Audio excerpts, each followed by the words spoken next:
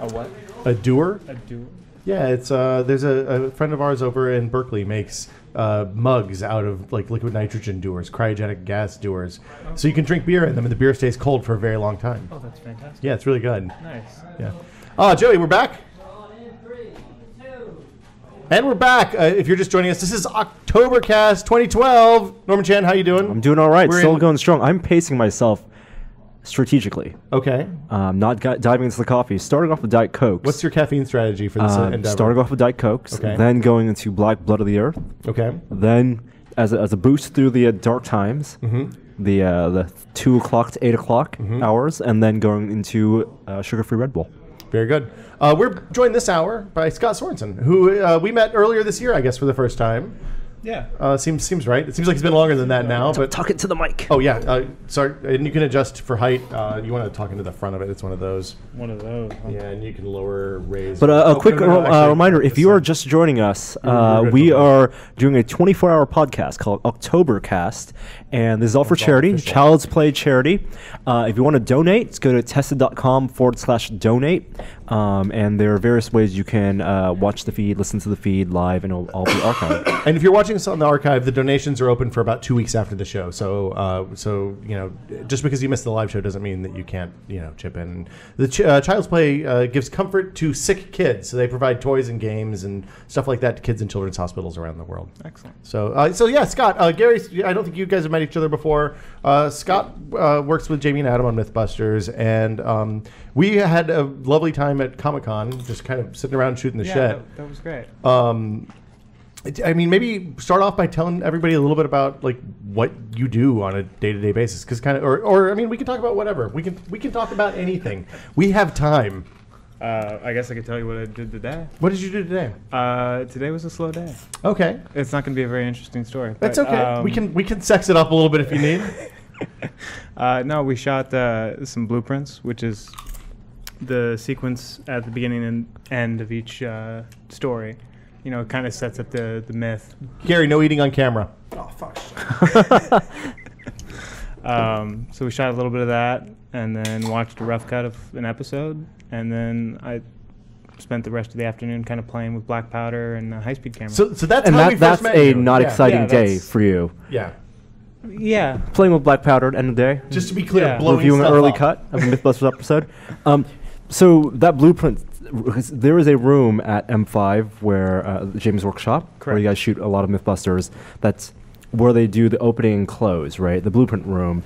And you have blueprints rolled up, and it's a blue sheet of paper. Who does the drawing with the silver pen around the edge of the blueprint? Oh, just the line? Yeah, the lines. Like someone's got to replace that every time, right? Oh no, it's not every time. I mean, we kind of try to keep the paper going as long as we can.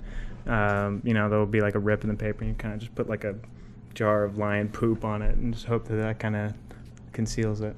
But normally I'll do that, or our other camera guy, Ben Hansen, will do that. So I think the first day we met you was we were looking at high-speed cameras and literally knew nothing about it. Like I had gone and Googled some stuff and was like, right. I think we need like a 10,000 frame a second camera. And you said, I don't know. That seems like overkill. Yeah, it's a little expensive too. Yeah.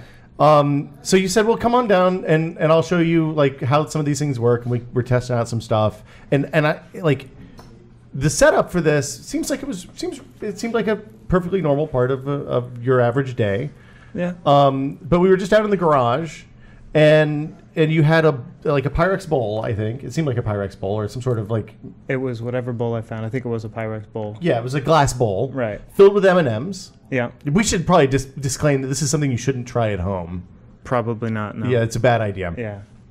And at the bottom of the bowl, you had a condom filled with black powder, and I think a model rocket igniter. Yeah, that's actually pretty much what I did today. Okay. Except I've stopped using condoms because it's kind of tedious to like. It's hard to tie. Well, it's not that it's hard to tie. It's just not a good reason to stop using condoms. Dun dun. It's single use. It's kind of annoying. So just a rubber glove. You've got 5 tries at it if you screw up. Pro tips. Okay. Yeah. Is it occasionally a hazardous occupation doing camera for Myth? Because they blow a lot of things up. Are there times where you have to kind of protect yourself, or I mean, are you ever risked life and limb to shoot some of this stuff? They're very, very good at keeping everybody safe. We've got very strict safety guidelines that we follow. I mean, there's always kind of like the nobody thought that would happen kind of moment, but everybody's like, I think the most injured I've ever been was running to a safety meeting. I rolled an ankle and did some damage, but most of the injuries are all safety equipment falling on people. What do you, like a well, yeah, like you know those the blast chamber panels. Okay. That they'll set up if we're going to blow something. Explain up. what a blast chamber panel is. So a blast chamber panel is a kind of let's say it's like a 4x6.5 sheet of really thick Lexan. It's meant to stop I'm not sure which round it is, but it's bulletproof to a certain point. It's like the stuff that's in a bulletproof car window, but thicker, right? It's very thick. It's like that. Like distorts light coming through and all that. Yeah, a little bit. And they are super heavy. And, you know, you generally have to put like 3 or 4 of them together. So you kind of walk it in place and, you know, run a pipe in it. And I think most of the injuries on the show are related to moving those heavy panels around. People have had, like, you know, 4 of them fall onto them. We had a guy, I think he broke his thumb. That's not good. No. But I mean, is that the worst thing that's happened? Well, I mean, obviously, yeah. Yeah, pretty much. Okay. Yeah. I mean, that seems like with the amount of stuff you guys blow up. It's incredibly mild for like everything that they do and blow up and shoot and, you know, robots that'll take your head off. That's really good. It's one of those things, though, that from talking to just both Jamie and Adam, it seems like there's not a whole lot. I mean, there's the outcome's uncertain, but the potential outcomes maybe aren't, right? So they may not know which way something's going to go, but they do know that this is the worst thing that could happen as a result of what's happening that day. Right. Which seems to be a smart way to handle. So explain the black powder in the gloves, the plastic gloves. So and what you did that for, and how what the effect was. Well, today it was. I had my second camera guy, Will Nail, kind of put on a costume related to the story that we're currently filming, and throw an object at a mirror. So I'm filming the mirror. So just imagine this shot. So you see this guy, he's out of focus, he's throwing something at you. And then the thing comes into focus, and then it smashes this mirror that you didn't realize you were looking at. And at the moment that the mirror smashes, it explodes, and then reveals the MythBuster sign that they'll show going to a commercial or coming back. So you had the explosion on the mirror or on the thing that was being thrown? On the mirror. Okay.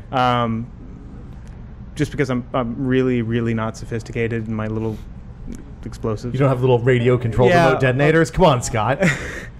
I haven't gotten to that point yet. But yeah, so I had just like a thumb of black powder buelled onto the back of this mirror, and then one of our shop guys made this really cool little trigger that just plops onto the top of a drill battery. Mm-hmm. You've got like the safety trigger, and then like a, you know. Well, that's much better than the drill battery and two stripped ends of wire you gave me. Right? Yeah. Seems a lot less scary. Yeah, much less terrifying. But yeah, so I think the fourth go around it actually worked. Today broke a lot of mirrors. 2. That's a fair amount of bad luck if you believe in that thing. Yeah. That sort of thing. Well, I like to think that it's all going to go to Will Nail, the second camera guy, because he was the one that was breaking the mirrors. Is that? I would have felt that's something they would have tackled by now. Just break a shitload of mirrors and see if they wind up having bad luck. I mean, we'll find out. Yeah. That seems like a myth that deserves to be busted. So when we got one of the Sony the 7000 FS 700s a few months ago, just to kind of see how we rented it, to see how it was, and see, because we're looking at replacing some studio cameras, and also that'll do like high speed up to like 240 frames a second or something like that. I obsessed over that camera for a while. It's a really neat camera. Yeah, we had a lot of fun. Yeah. And as we were doing the setup for like the 2 weeks leading up, I was going around. Norm and I were going around. Joey was going around. And we were buying a bunch of absolutely ridiculous stuff. You know, well, I'm sure you know. You go to Target and you buy a whole bunch of unlubricated condoms and some glasses and candles and like 300 balloons and a bunch. Just the checkout lady gives you real weird looks. Mm-hmm. And then I went out because I grew up in Tennessee, and in Northeast Tennessee, you can get black powder kind of anywhere. It's not like, I mean, it's not a hard thing to. It's not something you can go to Walmart and pick up. Yeah. Wait, what kind of black powder are we talking about here? Like black powder for a muzzle-loading rifle, basically. Gunpowder is what it is. Oh, okay. Yeah, gunpowder. I know what that is. Yeah. Black powder just sounded like some generic weird thing. Well, but there's a massive variety of types of powder. Mm-hmm. And they have different burn rates and different volatilities and all sorts of stuff like that. And I ended up at this place down in San Mateo talking to a guy named Frank. And when I started asking, because everybody, I kept going, I went to gun shops and called to gun shops, and they said, well, we don't really do that, but there's this guy down, blah, blah, you can go down there and sit Burlingame or something, and maybe he can help you. So I went down there, and I immediately got the stink eye, like I was some sort of homemade bomb maker, and we had this whole big conversation, and then the guy's kid came out, or somebody else who works in the shop came out from the back and was like, oh, hold on. Tell him where you got, because they recognized us from the site. Apparently, they followed Jamie or Adam on Twitter or something, and they were like, "Oh no, these guys are okay." Oh, nice. But you had sent me a map of like what to buy and how to make the charges when we were doing the high speed stuff. And after talking to Frank for a while about the volatility of black powder and thinking about driving around San Francisco within the back of my car, and then where to store the leftovers when I was done, we waved off on the black powder entirely and figured we'd do that again at some point in the future. But you sent me this picture of a whiteboard that had the tin of black powder and a box of condoms, and there was a plus sign between it, and then the equals, and written above the note was "Don't lose any fingers." I think it's something like that. It seemed like good advice. Yeah, it seemed. It was just scary enough that I was like, no, we'll just break some water balloons or something. That seems good. Yeah. The water balloons with when you start putting other stuff in water balloons, that gets a little fun. Jello and pudding and stuff like that. Yeah, propane. Oh, okay. Yeah, we're thinking Jello and pudding, and Scott's like, no, propane. How do you get liquid propane out? Well, actually, or you fill them with gas. Gas. Oh, wow. Okay, that's a whole different level of awesome. Yeah. How do you light a propane? Just put a candle under it and wait for nature to find a way? I don't know. Can you? I guess you could say that. Well, I mean, you get the balloon filled with propane, and then I had rigged a C-stand. Any one of these camera stands. Yeah, so if you don't know, a C-stand is it's a big metal stand with these weird clamps on the end, and you can basically put it in any number of a million different configurations. Yeah. Why do they call them C-stands? It's a short for century stand. Okay. 100 things it can hold. Up to. Everybody says century stand. Nobody knows what. Joey explained the C-stand. I've heard 15 different things over the years. But anyway, sorry. Anyways, so I had an arm on the top of the C-stand with the propane torch. So I filled the balloon with the torch and then lit the torch, put it onto the arm, and then attached some fishing line to it. So I had the balloon in place. It was all ready to go. And then pulled the arm over so that the torch was right there. Mm-hmm. And then popped the balloon and fireball. And a good fireball? Or? Very good fireball. Okay. Yeah. Because you go from, this nice bright red balloon, and then once it pops, you get that cool, like the rubber just separating, and then there's this kind of wavy gas there that you can totally see, and then like the shimmer of the light going into the gas and bending it's really and all. Cool. Oh, that's awesome. And then you just kind of watch as the propane and the air mix, and then they hit the flame, and you can kind of see the pockets that are hitting the right ratio, like kind of start up, and then it all flames up. And at what kind of speed do you do that? Yeah, what frames per second? That was probably 3,200. Okay. So the thing, one of the things that's interesting that you guys do really, really well. I mean, obviously you've been doing it for a while now, but is the flame stuff. The flame stuff is surprisingly, well, at least was hard for us to shoot, and Joey did a lot of practicing. Practicing. Yeah. But it's surprisingly tricky to get a room that looks like a normal room, and then you can still see the fireball in it. And and just curious if that's stuff that you. How did you learn to do this stuff? I guess is the question. Because I know there's a bunch of kids people, I hope not a bunch of kids, but there's people that I know are interested in like what everybody is doing here and what you're doing, and kind of want to know where you learned skills like this. All on the job at MythBusters, just Really? like trial and error. Figuring out how to make a flame look right in high speed took a lot of time, and a lot of light. Like it's amazing how bright flame is. Mm-hmm. You don't really realize it because it's like kind of the light that you see, like campfire light, is really dim, but the flame itself is very bright. And it moves. I mean, so it doesn't seem like it's in one place. So Yeah. So you need a ton of light on whatever background subject you have to make that flame look not like blown out and white. And in some cases I've noticed on high speed that it kind of goes kind of fuchsia, like a pink, if it's not properly exposed. So then the other thing, I don't know if you've been watching, but if you're a baseball fan at all, but I mean the Giants are in the World Series now, and they've been shooting a lot of phantom stuff. That's the interesting thing to me. That's the first time I've seen it in a live context before. And Norm and I were talking about it the other day, and we were sitting there watching the ballgame with stopwatches to see how long from the hit until they get, because the thing that you don't realize is it's like maybe 30 seconds of footage, but it's a astronomical amount of data that the camera produces over a 10-second period, especially when they're doing 5,000 frames a second or something like that. Yeah. Do you look at that stuff and are like what are your thoughts about the Phantom in the series? I love it in the series. I love like all the slow-mo, like the swings and the hits. And the bats vibrating. The bats, but like they've caught some really great moments of like people just reacting, like Romo on the mound, just so happy, and to see that in high speed's great. Which game was it that it started dumping rain?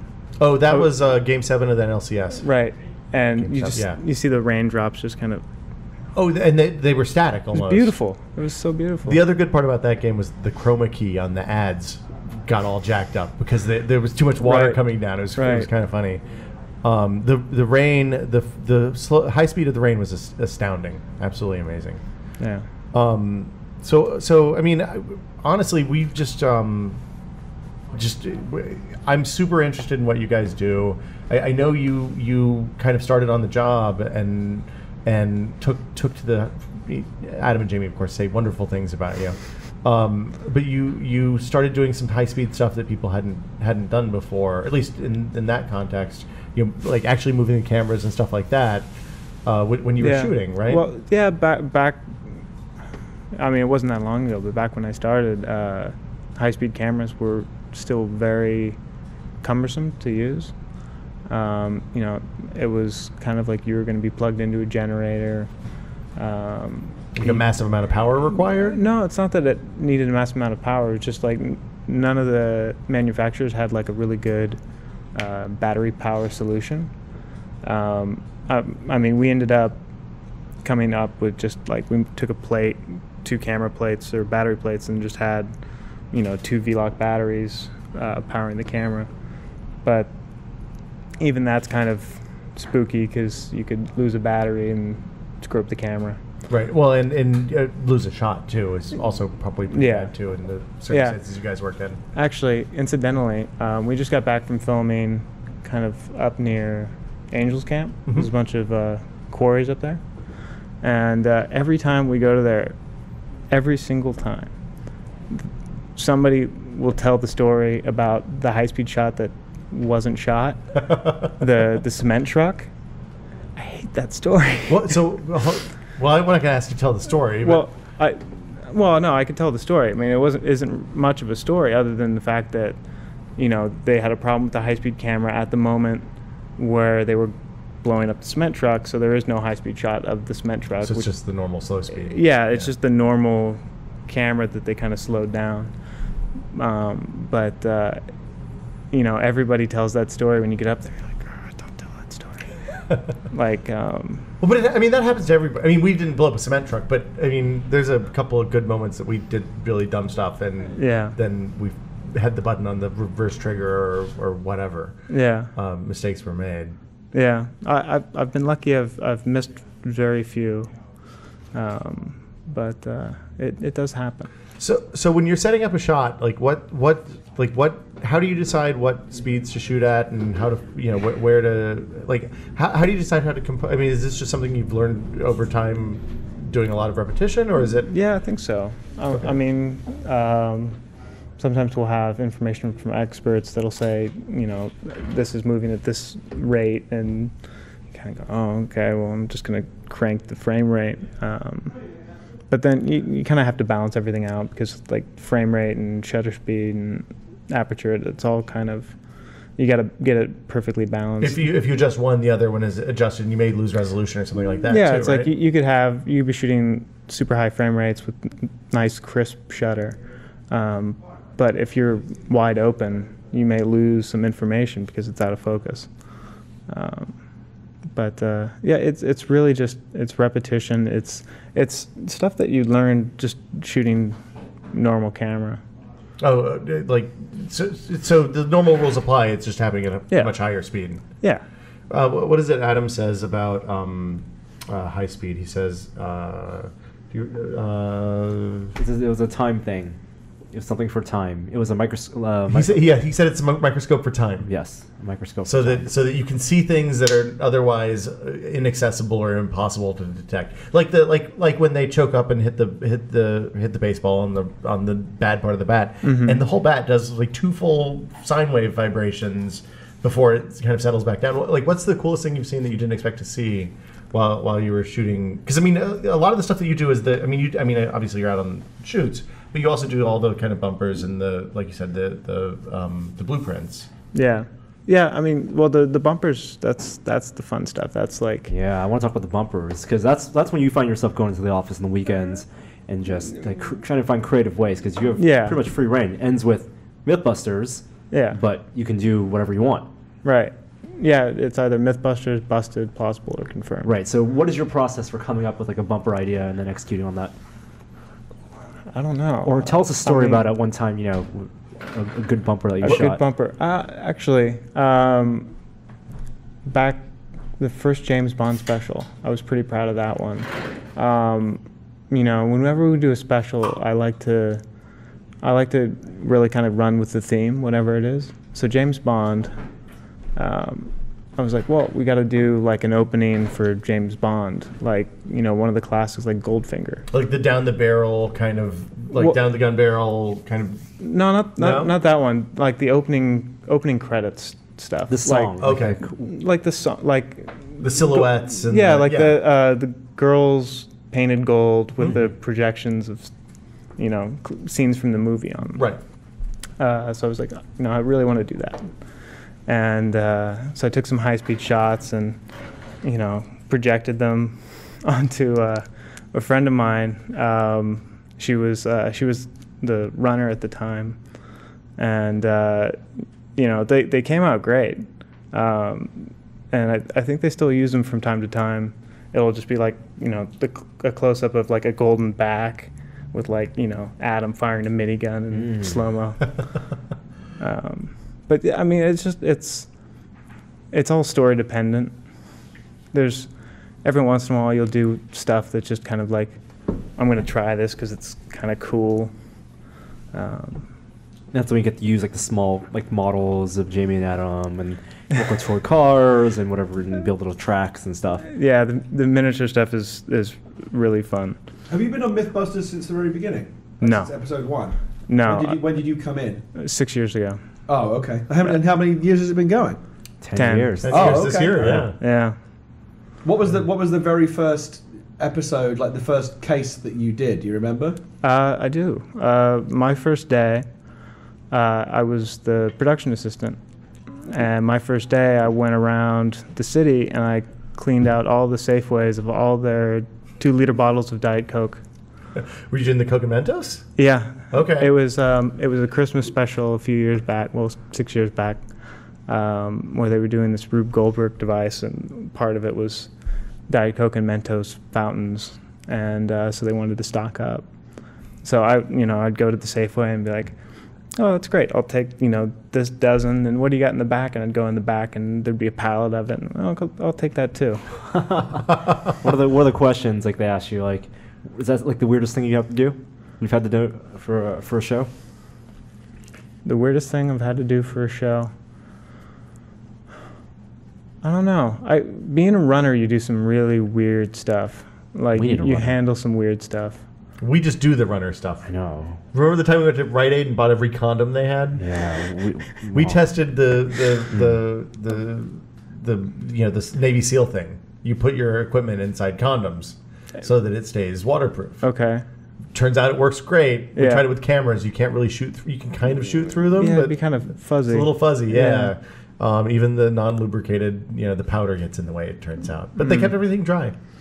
That's mission accomplished. That's really nice. Yeah. Do you have a favorite myth busting scenario that you did? Myth busting scenario. Well, they're gonna do this or that, like whether it's blowing up a toilet. I don't know. I haven't seen it in a while. I'm trying to remember.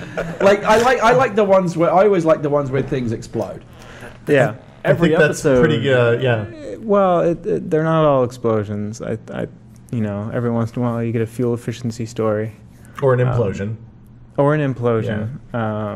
Or a fireball, or one where you're just shooting guns or slicing off heads, or. See, now you're talking. There's a good mix. It's always something a little bit different. It's just when you start to get bored of explosions, there's. You're not just going down to the explosion factory, is what you're saying. Yeah, although there were times where it was just like, you kind of felt like you were out at the bomb range every single day. It was the home away from home, because we were just blowing stuff up left and right. So when you guys do that, do you, is it work on one episode for a fixed period of time, or is it kind of just doing a whole bunch of stuff? Is it do all the bomb range stuff for a whole season in one week or two period, or? No, I mean, it's kind of rolling, right? It's all kind of, the schedule changes hourly. The testing, it's testing. We're filming a TV show, but we also, to a certain extent, don't know what's going to happen. And sometimes, we'll have... Quite frequently, it seems like, yeah. Oh, yeah, definitely. And we'll have a whole plan of okay, well, this is how we think it's going to go, so here's what the schedule is going to be, we think. And then something completely different will happen. And then at that point, you can't, because there's production demands on the show, you can't just say, well, that's a wash. Yeah, well, but it's kind of nice because the way we shoot the show, we usually have a couple things going at once. Mm-hmm. So you'll get stuck on one story because, the robot's not behaving, or, something you thought was going to happen didn't, or, or it's been torrentially raining for a week and the big, the box truck, the Greydall, the boat trailer, and the pickup are all stuck in the mud. Then you go, okay, maybe we shouldn't go there next week. Yeah. Let's do something inside. Yeah, let's do something else. Okay. That happened to me. Well, it didn't happen to me. It happened to everybody. But I think it was when I first started shooting the main camera stuff, and we were going to do this story. I think it was Torpedo-tastic, where it was kind of ancient torpedoes, and we were going to go up to Ione, California, where we seem to go quite often. And Ione is up north someplace? It's in the foothills. Okay. It's actually, I've really come to love Ione, because whenever we go there, we're going to do something really cool. So we were going to go up to Ione and shoot these ancient torpedoes that Jamie and Adam both designed.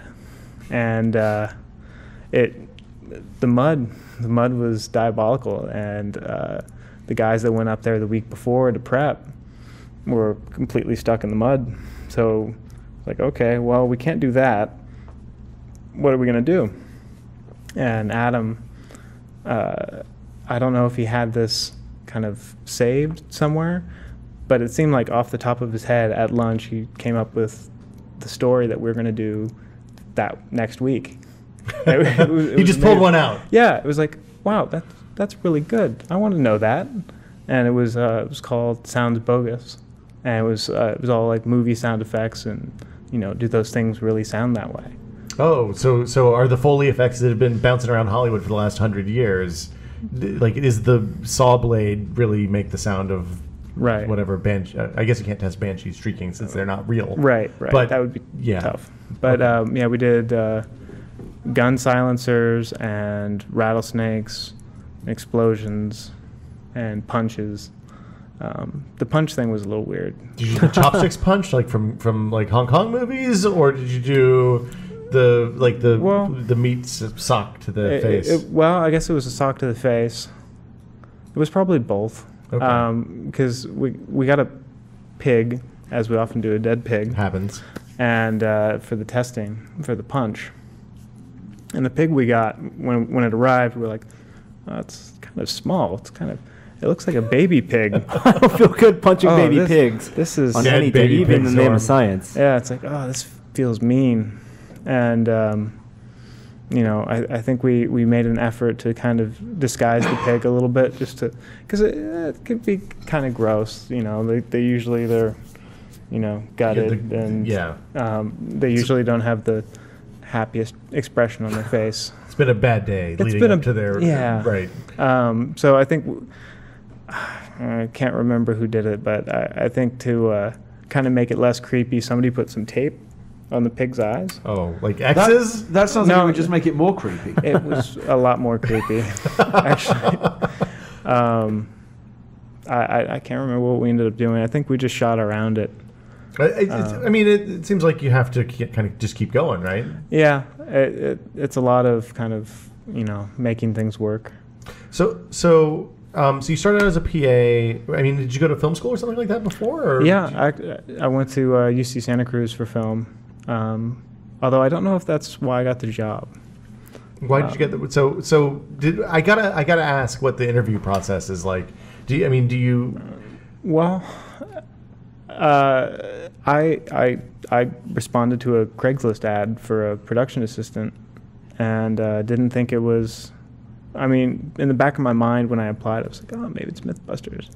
I call up. I'm like, hey, and they're like, oh yeah, we're starting a new series, and I was like, oh, okay, cool. Well, yeah, no, I'll come up.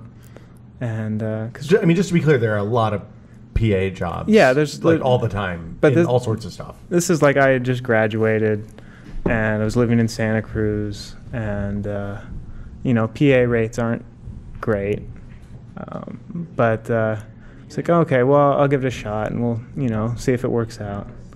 And pulled up for my interview, and I'm kind of standing out front of the M5. Which is not very welcoming from the outside. It's scary.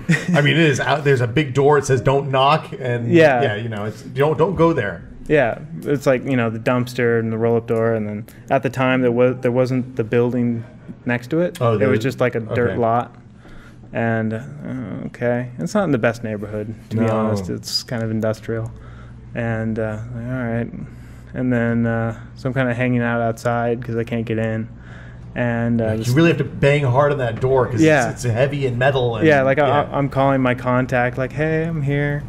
I think I was a little bit early, but I'm standing there, and this little green pickup pulls up, and out step Jamie and Adam. And that was the moment I realized it was MythBusters. Okay. Did you feel like you were being lured into some kind of like murder scenario or something until that point? Because it sounds pretty grim, like you just wind up in the back of a van. Yeah, bring your camera, shoot your own murder. Yeah. No. I guess I was just, I just kind of went into it kind of naively.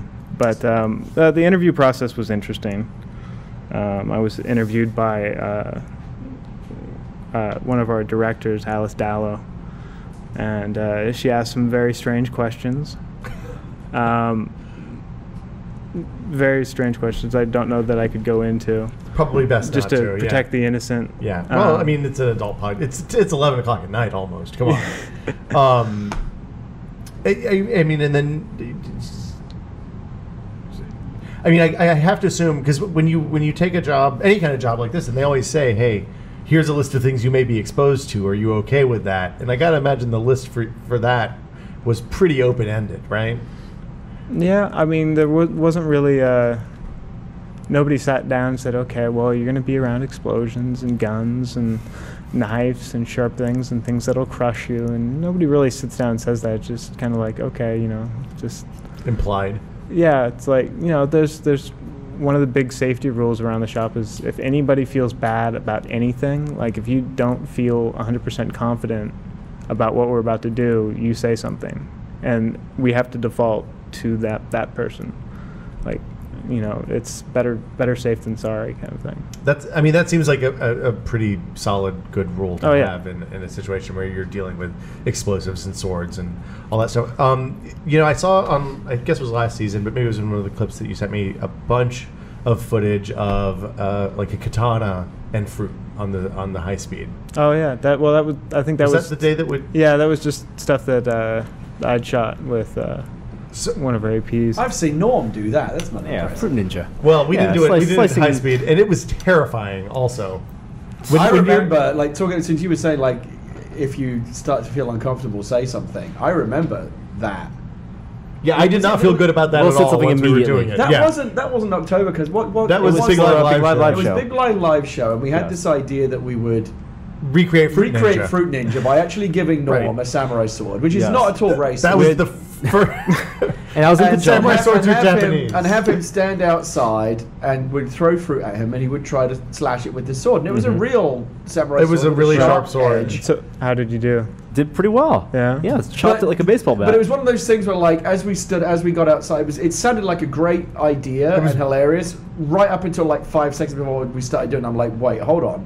Somebody could like really get hurt. Yeah, when I was looking, I was like, wow, if he lost the sword, there are 3 or 4 people. Like, you can't stand in a way that you could throw the fruit. Like, the sword could so easily fly out of his hand and, like, go through someone's Swords eye are or something. Terrifying because... I felt like you needed, like, a Wiimote strap around your it doesn't matter because a lot of ways. Like Jeff, we had the sword from our friend Jeff, and he had 2 swords. We don't know where he bought them. It's best not to ask. You could buy swords on eBay or Amazon for, like, $15 of sharp samurai sword. You just right there, like, any time that you've got a sword that you borrowed from your friend Jeff, like, it just doesn't sound like the good start to any story. And most of those swords are so poorly made that the blade actually doesn't go far enough into the handle. Right, so the blade can actually swing fly out and it'll of fly the out. hilt. Yeah, that's all I could think, because I was sitting there underhanding pineapples to Norm. And we were standing out in the parking lot, and the people at the bar next door were heckling because we were just on the street. We had a guy blocking the sidewalk on either side. And it was not a good idea. I just remember thinking, like, who is liable? Problem. Well, that would have been us. The guy with the sword, Norm, probably. Always. But you did actually manage to slash them through, right? Absolutely. It was one of those things. I'm sure it was one of those things when I was underhanding the fruit to Norm. It felt like a segment that went on for maybe 2 hours. In my head, and it was maybe talk about 15 seconds, maybe 30 seconds at the outside. You didn't need one of these 10,000 frames per second cameras to make this seem agonizingly slow because your brain just did it for you. It's like someone's going to die. I just wanted it to be over. Norm, we should check in with the auction.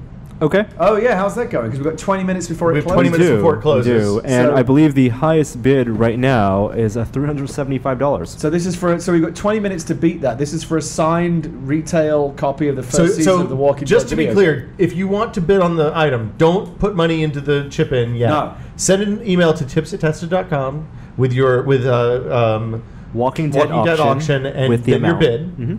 And put a note in if it's okay to use your name. And at 11 o'clock PDT, in 20 minutes, that's when the auction for this item will close. And hopefully you'll commit and that money, and you'll get the. And if you don't commit, if the person who has the top bid doesn't actually donate the money, because we can look in the chip in and see, then what we'll do is go to the next person down the line. And Gary, I think you said if we have multiple people with the same bid, then we if we end up with a couple of people that have the same high bid, I'm sure we can scrounge up an extra. I'll chip in $30 to buy a copy, and it costs nothing for us to it's easy enough to sign it.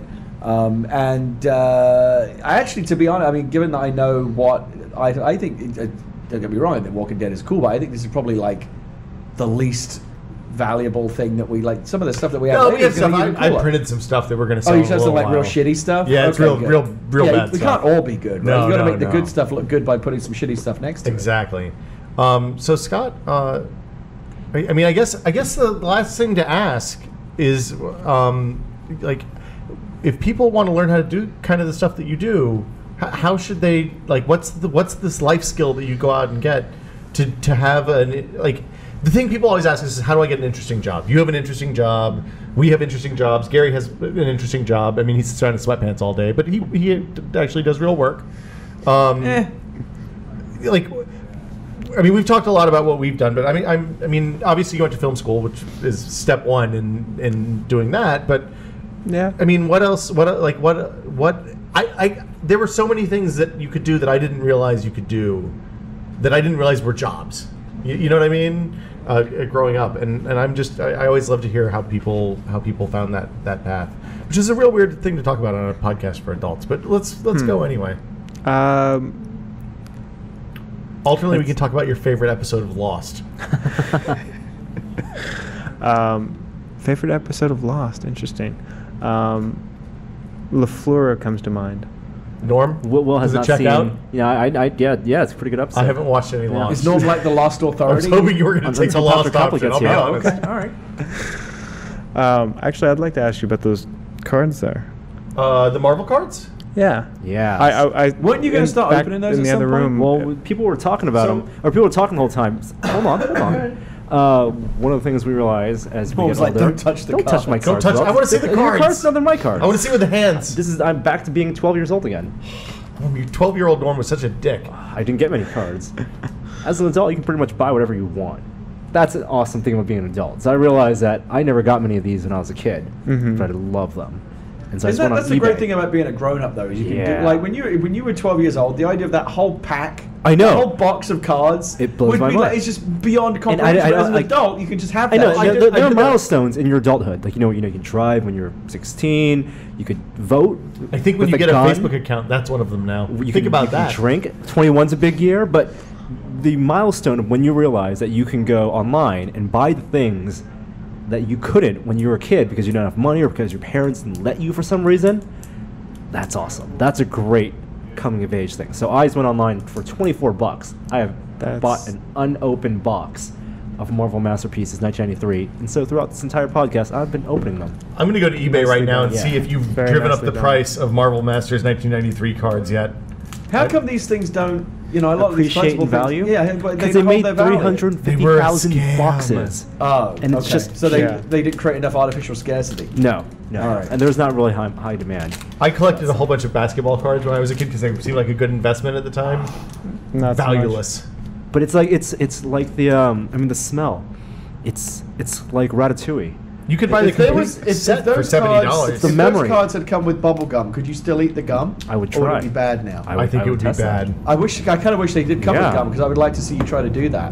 I'd like to see Norm eat a 20-year-old piece of gum. Yeah. You could get some at St. Francis, I bet. So what kind of? I remember this card. Dr. Doom. This is a great one. I don't know if Joey can switch the cam. No, he's over there. No, Joey's in this room right now. Probably not. Oh. Sorry. Way to go, Joey. Wow. Thank you again, Joey. Joey's doing Guns for Kids while we're doing this whole thing. He's doing 1,000 push-ups. I remember these over the 24 hours. So I got. He's at 262. I got Dr. Doom. Insane. That's a great one. Yeah. Oh, that is a good one. I got a Sabretooth. Nice. A Bishop, which is he's all right. The cool thing about this is it's like a time capsule into the Marvel universe. Captain Britain. Who's Captain Britain? I got a Magneto. The character is great. The art not so great. Yeah. Oh, now, what I'm also looking forward to, because when you're, these came in '93, so I graduated 9 high years school old. in '93. Jesus, really? Yeah, you getting these cards. The art was kind of racy, like comic book art. I had a 5th grade teacher who would be like, "Imagine if your mom wore that outfit," and then I'm like, "Oh, that's gross." But man, cards like that. You had a sassy 5th grade teacher? Is this a coming of age story? Very progressive 5th grade teacher. He's like, "Imagine this is objectifying women. These comic books. Imagine if your mom wore these outfits." But you always wanted the nice looking women cards. I wonder. When you were a kid. I mean that could backfire depending on how perverted you are. Way to go, Gary. I'm just saying. It could work either way. Yeah. Yeah. The art's good. I like this Dr. Doom one. This is my favorite so far. Dr. Doom is a pretty good one. That's pretty good. Yeah. I like Dr. Doom. You can check them out, Scott. Oh, so Scott gets to touch them, but I don't? I see how it is. And this, he asked nicely. He didn't go grab what is it, Iron Man on the front there? Yeah, oh yeah, it's old Iron Man. It is. It's like Will said, it's a look into the history of Marvel Comics. Yeah, that was cutting edge in Marvel Comics in 1993. Should we do a Mad Lib, Scott? Should we wrap this out can. with a? Are you game? Is the question for a Mad Lib. So keep in mind, this is a podcast for all ages, including. By that I mean it's not a It's not a podcast for children. Yeah, not for children. Okay. It's intended for the mature audience. So Which is to say, you can, if you want to work blue. If you want to go blue, you can go by blue. all means. And Be in as fact, that's often creative how we as get the best results. Or you can also be, the other alternative is to be clever instead of offensive. Vinny went straight for the gutter. Would you like to do No, he Monster didn't Mad go Libs or Mad Libs from Outer Space? Outer space, please. All right, good, because we did Monster Mad Libs before.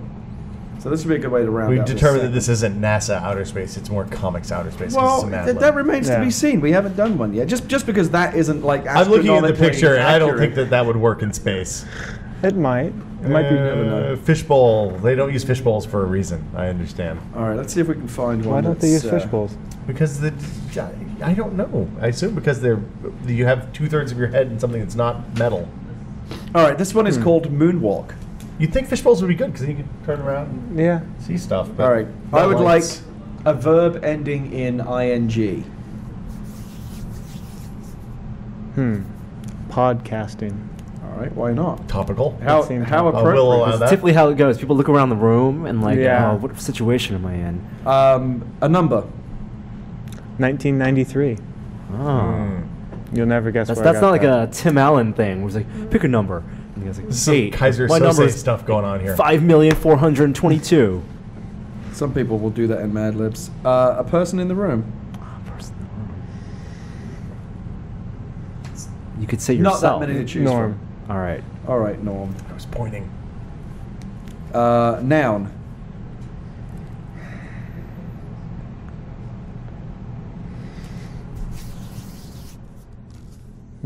I have to say I quite like your Galactus Silver Surfer shirt. Oh, thank you. It's I'm just topical. gonna if you $0. guys, I'm just gonna cheat and put one in there for you. I'm doing Gary's one. helping. Oh, you're in trouble. Another person in room. Gary. All right. Adjective. Gary's very efficient with this.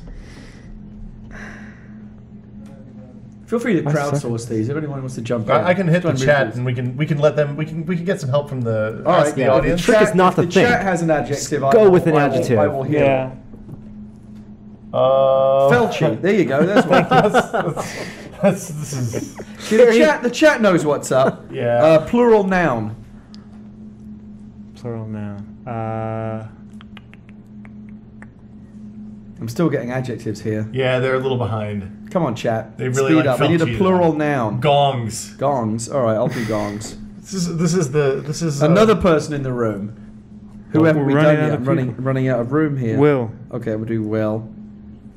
I've got to do. It's gonna make sense to do full the names chat's here. getting really blue, man. Well, yeah, the chat knows what's up. Wow. Yeah. Profession. Anuses, goats, balls, It's not testicles, actually a- Just going dongs, to replies. peni. Come on, chat. Wow. Raise your game. Yeah, this is you got to be clever. Raise your This is game, just but not crass. necessarily the bar. Fluffer. Undertaker. Oh, there we go. I'm picking fluffer. For Undertaker's profession. always good. Chat is bringing it. No, this is horrible. Adjective. Oh no. Wow. Oh, the chat is losing it. Asking the chat was a mistake. What was the last one? Stinky. Adjective. I'm just seeing as they come along now. I'm crowdsourcing these ones. A color. Blue. I think we've Anyone? gone so much from the blue is Blue's appropriate. good. I think we've gone so much from the chat we can't attribute this to Scott anymore. I think you're off the hook. No, on but I this mean, one, we just want the best result. Plural noun. I'm bringing it back to the room now. I'm not looking at the chat. Plural noun, please. Pumpkins. All Baby pigs. Baby that's pigs. seasonal. Baby pigs. Oh, well, I've written pumpkins. Now. I'm Pumpkins. just going to deal Next with time. it. Next time. And a type of dairy food. Yep. Breast milk. Okay. Oh, I was going to go with cheese Wow. curds. It is a type of dairy food. I don't know what's No, going to dairy happen. Does Nice. that count as dairy? No, I don't think it counts as Oh dairy. no, it doesn't. I think cheese curds. Some of these are pretty short. Okay, moonwalk. Oh boy. The greatest true life space story is the one about our astronauts podcasting to the moon for the first time. There were 1,993 astronauts. We all remember their names. Norman Chan, who was the expert in cock. I love that these always turn out to be against the norm. This makes me happy. No. Gary Witter, a Felchi test pilot with a PhD in gongs. 100% true. And Will Smith, who was the ship's fluffer and conducted a series of really stinky experiments with blue mice and pumpkins.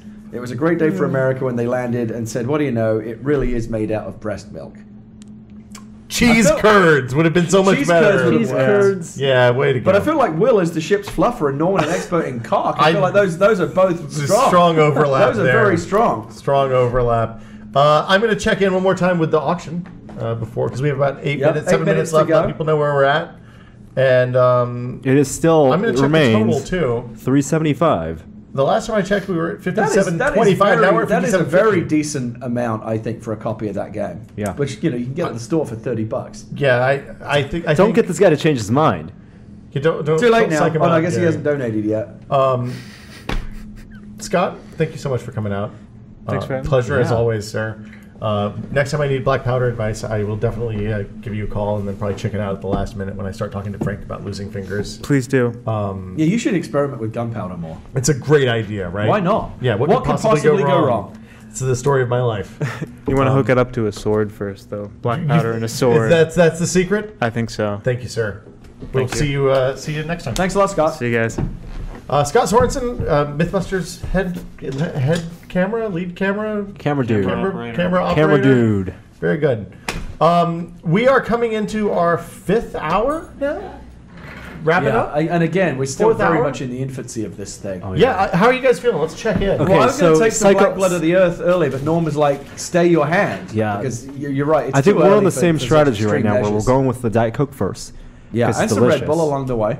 And then we're gonna, once I think it hits 1 o'clock, maybe midnight, we're gonna start with the black, because you can't That's have acceptable? too much. Yeah, no Black Blood of the before Earth. midnight. Yeah, that's a good rule in life. Now, what scares me about the Black Blood of the Earth is last year it came in these very specific medical little test tube We have the containers. same And bottles. but you've got like huge bottles of we it in have there both. now. We We're also not have- going to drink a lot. You Okay, can't yeah, have. I don't want too much of it. I feel 100 like you could milliliters. really overdose on that You stuff. could, yeah. You could do bad things. Did you see that the FDA is bringing some kind of case against Monster Energy drink because people have been having heart attacks or something? That's not good. Yeah, it's not good at all. Oh, that's why I don't drink Monster. I did a I'll story even about attack. that actually. The only thing that you can get, and I didn't include Black Blood of the Earth because I don't think he had caffeine information, but the only thing you can get close to theoretically Lethal doses of caffeine is Pills. Pills Straight up and pills. 5-hour energy. You can actually get close to the 5-hour energy because it's a lot of caffeine in a relatively small volume. Because the thing about most coffee is you can't physically drink enough to your contain bladder. your stomach. Your stomach does not have enough surface area Volume. to absorb all the caffeine from that much coffee that you would need. That is exactly right. And while we're talking about Black Blood of the Earth, we should really thank our friends over at Funranium Labs, and we will have an auction later in the they provided podcast. that There's a stuff? Stein of Science over there on the wall. You might not be able to see it, but Phil Broughton has supported us last year with some Black Blood. Oh, That okay. really carried us through. I didn't realize that had actually been kind of. Oh yeah, kindly no, that was donated. officially brought. He gave us a Stein of Science to auction away, so that'll be one of the things that'll be coming up later in the night. that's great. We'd hoped to get him on the show, but he had a prior commitment, unfortunately, that prevented him from coming out. But we'll have him on the podcast in the future sometime, and maybe go over and see where. By the way, this is completely dead. I just realized this is completely dead. Are you dead too? I'm hearing you, but only because you're sitting right next to me. I'm not. It's not coming through my headphones at all. We've got weird stuff going on with the headphone. It's app over technically here. very It's not fucked up. Yeah, well, we're trying something new. I'm going to use this moment for a little station There identification. you We go. are Tested.com doing Octobercast. Good thing to do. This is only a test for 24 hours. Good God. If you are watching this live or listening to us live on Mixler, YouTube, wherever, you can donate at Tested.com/donate. This is for Child's Play charity. I believe the last check-in we were around $5,700. It's in that area. Yeah, Got like raised 1,800 people watching so right now. far, and we're also doing a couple auctions. We are nearing the end of our first auction for a signed physical copy of The Walking Dead Season 1, Episodes 1 to 5. I think on Xbox Yes. or PS3. Xbox or PS3. Xbox or PS3. And the current top bid is $375, I believe. If you're watching us on YouTube and you want to get in on the chatting action, you can go to tested.com/live. You have to sign up for an account, but we aren't going to spam you or do anything bad like that. And there's a bunch of people in there chatting. I think there's like 800 or 900 people in there last time I looked.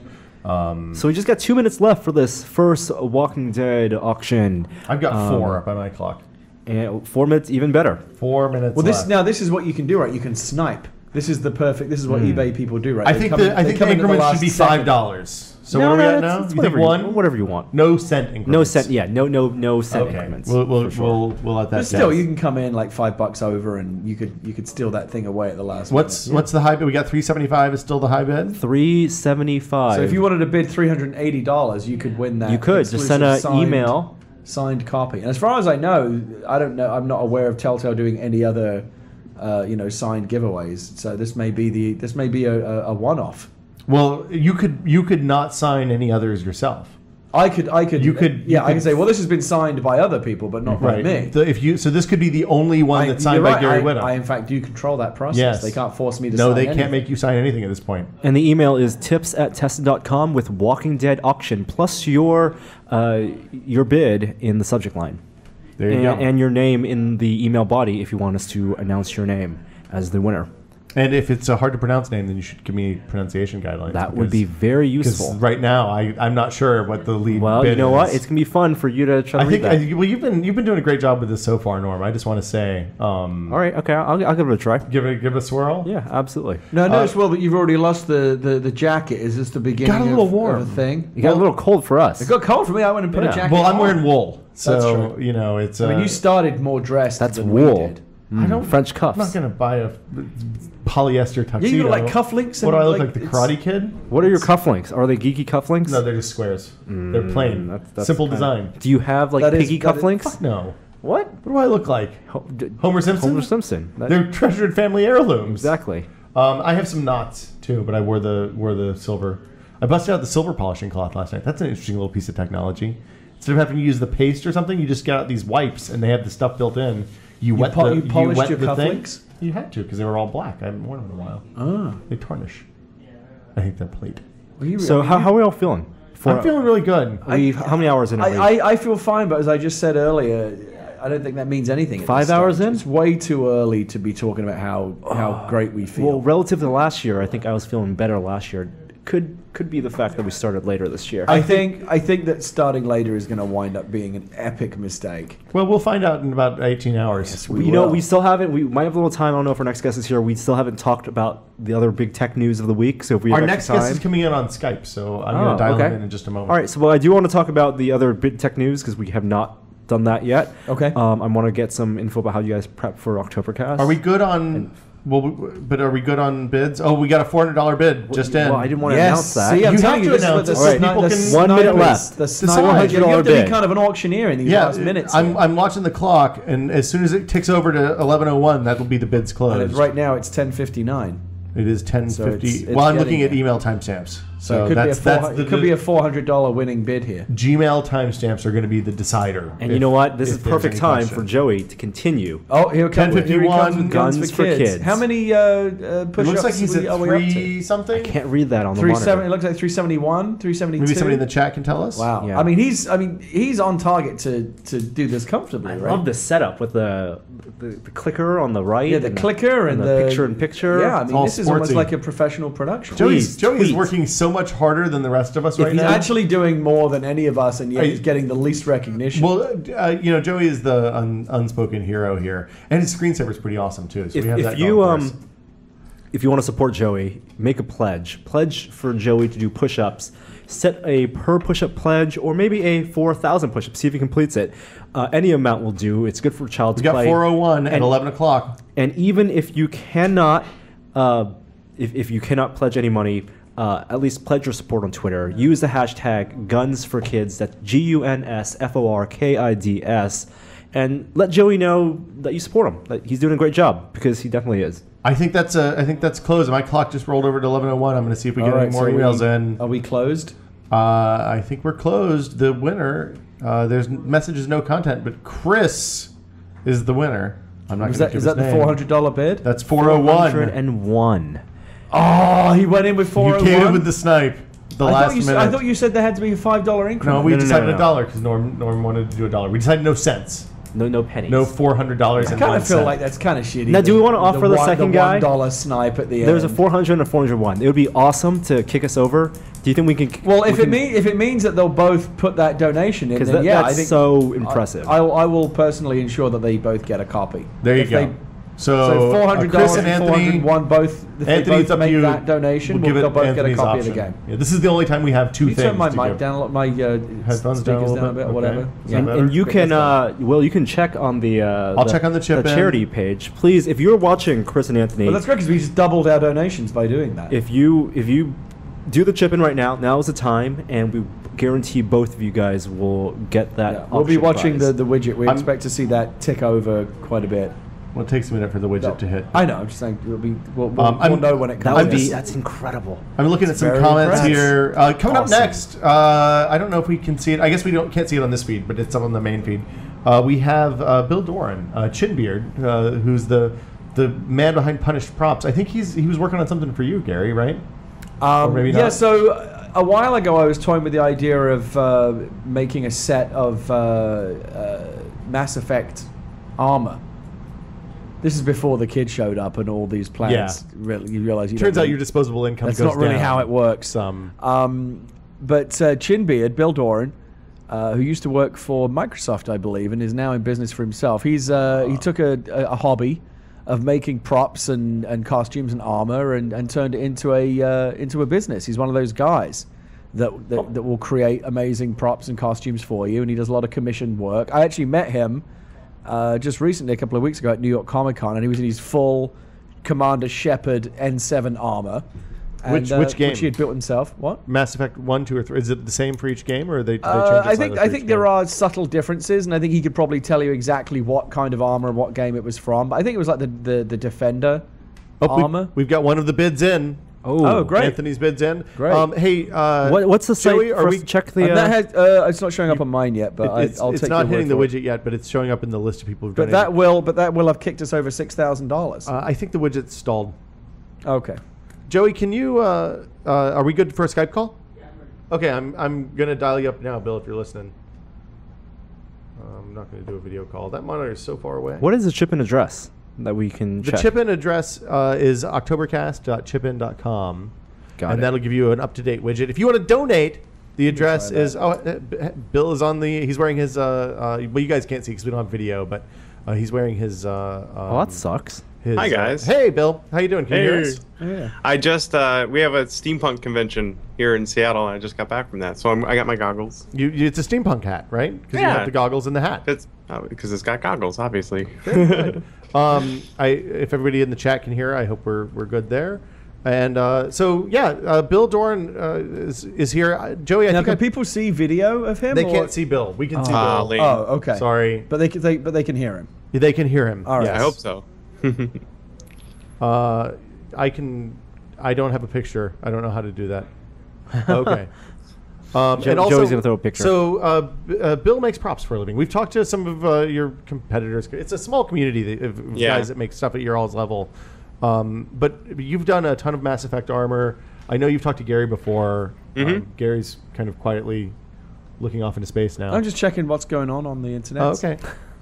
So tell us a little bit about like how you got started doing this. I'm always interested in that stuff.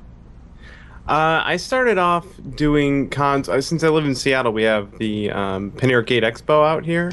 Oh. And on a lark, some friends of mine and I decided one year to dress up as Team Fortress characters. That's become we- quite a popular thing. I saw a lot of Oh, yeah. engineers and medics and Yeah. stuff at New York Comic Con this year. And the props they've built for that, like Yeah. Yeah, flamethrowers, pretty crazy. them oversized, Gatling guns, and all the creative new weapons, of course, with the TF2 updates. yeah. What have been class did you really choose fun. to start out as when you started cosplaying Team Fortress? Well, at the time, I was slightly more portly than I am right now, and I was just the right shape for the soldier, so I was a soldier. Okay. Yeah. Which year was Yes. this? Do you remember? 2009, I think. So how like what did you build your how built out was your costume as that stuff goes? It was pretty good. So I had my wife and my friends and all of us, we did a whole team, and we all did pretty good. It was a good jumping on point. It's kind of relatively low maintenance kind of costume. I had to make a rocket launcher. Obviously, you need a rocket launcher. The classic, not any of the BS kind of. No, normal rocket launcher. Okay. Vanilla. And I had to make a custom shirt, but I actually have done a lot of sewing since high school, so I did okay with that. And it was very well received, and it was kind of infectious getting that attention at a convention and just running around and having fun and having people ask for your picture. So the next year at PAX again, we did StarCraft 2 characters. So we put more time into it. We had more complicated costumes, and after that, it just snowballed. And then it's like, well, Emerald City Comic Con's coming up. We have to make something new for that. And then maybe if I fly to Boston for PAX East, I could do a new thing for that. And then, well, now we have to go to Dragon Con. So it like got way out of hand. But it was our passion. It was my passion, and it continues to be so until I was able to turn it into a business. So at what point do you discover that you're good enough at this for it to not be a hobby and you can actually professionally do it? Like, because I have no aptitude for this sort of thing at all. You've got to you've got to be handy with materials and tools and things to be any good at this, right? Yeah, it's a sort of thing where a lot of people do it, and a lot of people do it pretty well, but a very select few of very passionate individuals take it to that next level. And about a year ago at Dragon Con, I met my now friend Harrison Cricks from Vulpin Props. And we know Harrison. Right. For the longest time, I'd followed him online and was inspired by him and used his tutorials to build things. And we became buddies, and after a while, it was like, he does this for a living. Like, I could do it for a living. Before that, it seemed like a fantasy. Like, people don't just quit their job at Microsoft to go build crap in their garage and people buy it. But I was getting a lot of attention online and people emailing me like, that's really good. I will give you a pile of money if you make one for me. I'm like, oh, okay. I like that plan. Let's keep doing that. And before I knew it, I had more commissions than I could finish with my day job. So I was like, why not? Who needs that security and living life full of anxiety and joy? What does your wife say when you tell her you're going to quit a stable job at Microsoft and start building Mass Effect armor in your garage? Well, first of all, she is way into costuming as well, and she's extremely talented herself. She's very, very good. So the costume or cosplay aspect of it wasn't foreign to her at all. It wasn't like that. Don't go be a weirdo. But she also started, we both worked together at Microsoft, and she recently quit there to pursue her career in video games, just in the video game industry and game design and all that. So we both kind of have this new jumping off point, and it's a fun adventure for two married people who don't have kids to take a chance and do something wild and crazy. So and it has now proven itself to be a viable business. Like this is now your income, and you put bread on the table, and it's all good. Yeah, it is. It works. There's a lot about the building things that I'm getting. I've been getting pretty good at it, but the business side of it, making money, the shipping, invoicing, answering emails, all of the sort of technical businessy stuff, that's where I'm learning and improving like every day. And I have a lot more to learn, I'll tell you that much. What was the first thing that you built that there was like a lot of demand for? Like, what have been some of the more popular items that you've made for people? The first thing that really went crazy, I had a guy commission me to build Maroon's Razor from Skyrim, which is a giant evil dagger. Actually, I mean, obviously it's the one with the face in it, right? That you might be thinking of the Wabbajack. That's the Wabbajack, yeah. But you guys might be able to see it. I don't know if everyone else can, but I can see it. So this is the master that I built of that dagger, and it's made from plastic. Are people seeing this? Because all I see is like a still image. Okay. Yeah. All right. Well, if you go that is badass. If you go to punishprops.com, you can see all of my work. If you're just listening or if you can't see me. Perfect. Well, we have some pictures of other. We do have some other images of your stuff. Cool. So anyway, I built that on a commission for a guy, and I was gonna just build it and send it off to him. And my wife told me, you should really make a mold of that so that you can make copies of it. And I thought, because she had been playing Skyrim at the time, she just wanted one, which is fair. Yeah, of course. So a lot of stuff that you build, that you get commissions for, you probably want one for yourself too. Yeah. Yeah, I definitely do. My wall is starting to fill up with a lot of stuff that I've made. So do you wait for people to kind of come to you and say, hey, do you make me this? Or do you try to kind of stay ahead and predict trends like, oh, so like Dishonored is a game that people are into. Maybe I should look at maybe making some of that stuff because people might be into that. Before, when I was really getting started, I was trying to jump ahead of things. So I built the N7 Eagle pistol from Mass Effect 3, and I built that when the first concepts of it came out before the game was released. So I tried to get ahead of that trend. But now I'm really just playing catch up with my commission list. People will email me what they want me to make, and we negotiate a price and timetable and all that, and I'll just build it. So right now I'm building something from Skyrim, which has now been out for almost a year. So it's an older thing, but it's something someone really wanted. So but it seems like the super mega hit games like Skyrim and Mass Effect seem to be like the perennial things that people always want that stuff, right? Yep. Like the Mass Effect armor and the weapons in particular, that seems to be like a huge percentage of the stuff that you make. It's kind of the new Stormtrooper armor. Yeah, right? kind of. Right, yeah. Well, we actually have a group on Facebook called the N7 Elite costume group. So all of the Mass Effect cosplayers, we all know each other. We're all friends, and we share what we build. So it's kind of like Star Wars has the 501st, which is their costuming group. Halo has the 405th costuming group, and we have the N7 Elite group. And we all know each other. And people, if they want a Carnifex gun, they'll come to me because I'm the guy that makes those. And if you want N7 default armor, there's a guy. David Carpenter makes those, so everyone kind of knows each other, and it works out pretty well. I mean, the neat thing about that community seems to be that everybody's really inclusive, and it's not a super competitive thing where everybody's like, no, this is my secret proprietary thing that I figured out how to build this.